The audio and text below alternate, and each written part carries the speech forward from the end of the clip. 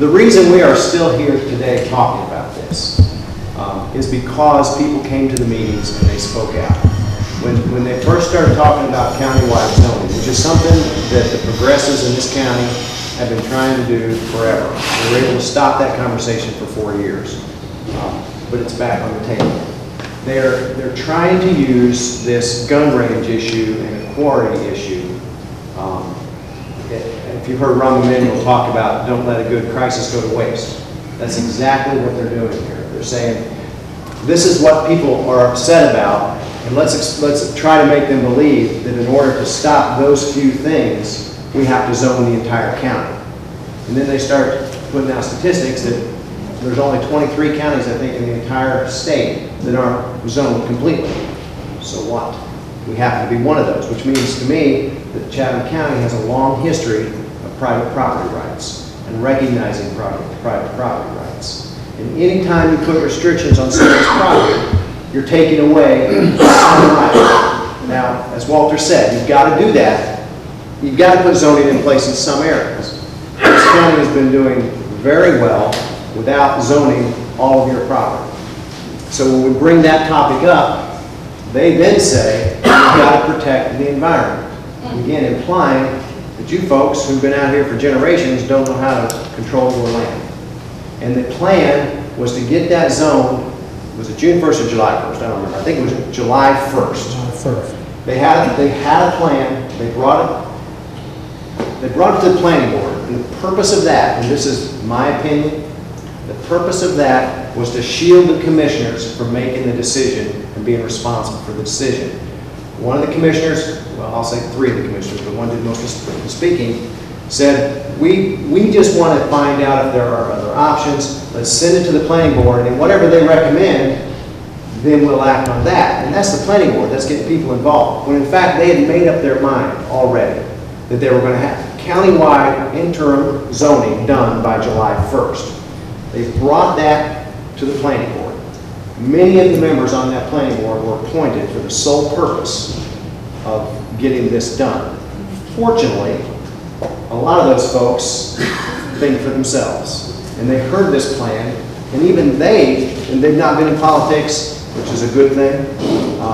And most of them are there for the right reasons and want to do the right thing. They heard this plan and said, there's no way we can zone the entire county by July 1st without hearing from people. And so we were able to slow it down a little bit. The very next meeting, someone, I think it was Cindy and a few others, put out the word that this was happening very quickly. Almost 100 people from the western part of the county came to the commissioners meeting and stood up and spoke against countywide zoning to the commissioners. There were 3 or 4 that spoke for it. Right? And really what the crowd was saying was, hear from us before you do anything. And beg the commissioners to have community meetings. 2 of the commissioners, Walter and Mike, said we've got to put these community meetings back on the schedule. They were outvoted 3-2. We're not going to do that. We're going to send this to the planning board. So we had a planning board meeting. Another 25, 30 people came and they spoke against countywide zoning being rushed and shoved down your throats. And again, 1 or 2 spoke in favor. Didn't have any effect on the 3 commissioners that we need to have an effect on. It did, however, have an effect on some of the planning board members. We have 12 planning board members, which means we need at least 6, preferably 7 votes to stop this. We have a solid 4 now, and maybe 2 or so that haven't made up their mind. There are some that have made up their mind no matter what. George Lucier might be one of those, former commissioner. So we're not going to change his mind, but there are 2 or 3 on that board that will listen if we show up and if we speak out. Again, we were there in massive numbers speaking against this.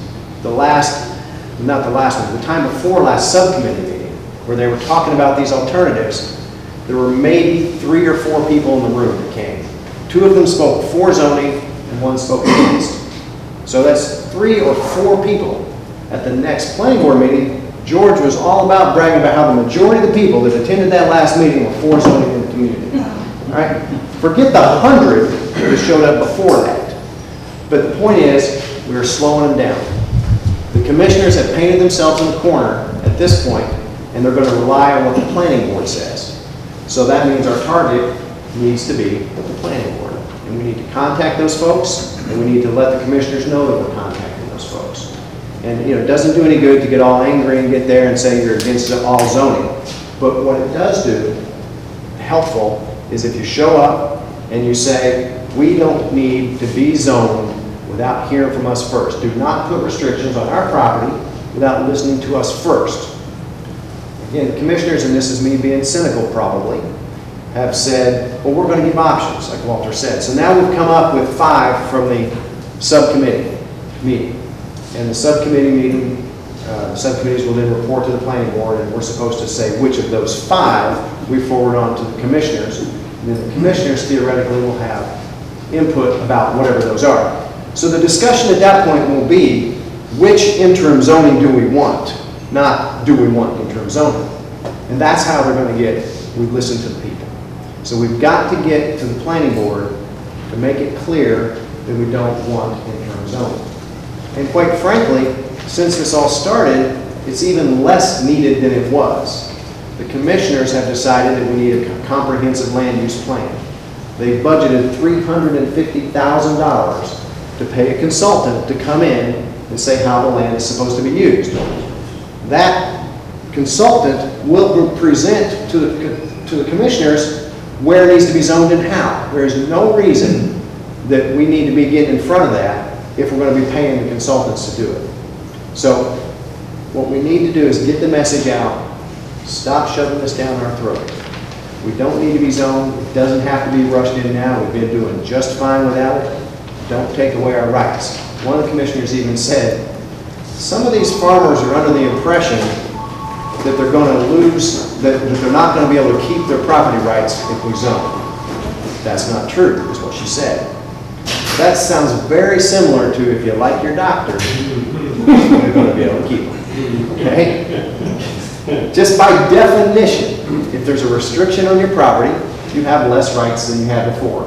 And before you take someone's rights, before you take that property right, you've got to think very carefully and make sure it's the right thing to do. And rushing this through is not the answer.